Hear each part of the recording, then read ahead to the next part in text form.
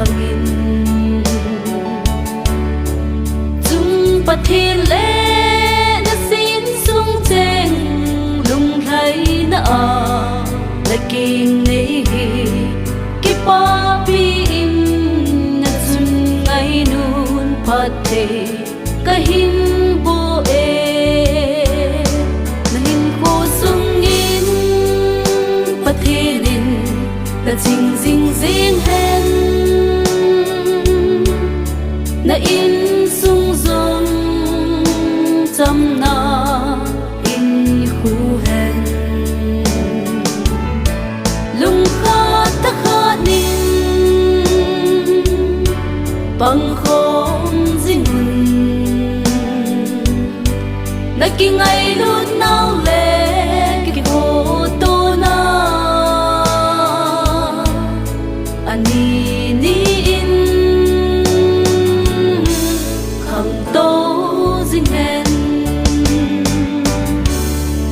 na phung chan na na sing sung to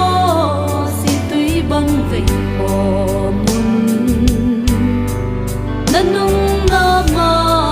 ki gui zop na kha gui zin bangin na chun le zo na choi hoi bang na lai gil ga hin choi te yo na pa sal di nu mei pa le mon pi hi jing in na hin ko sung in pathin na jing jing jing hen na in sung zong cham na in khu hen lung kha ta kha nin bang khom jing na ki ngai lut nau le ki ho to na ani ni in kham to jing hen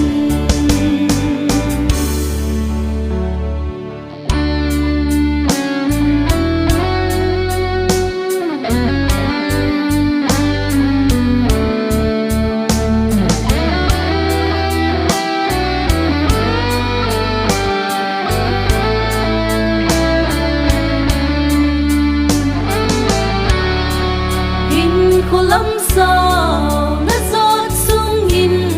ki von in thu ha nan na ta san jing krista achun ki ngai jing la chun ki pa na le gen thei na a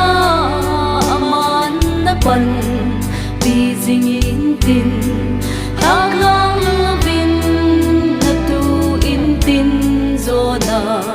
na pinan te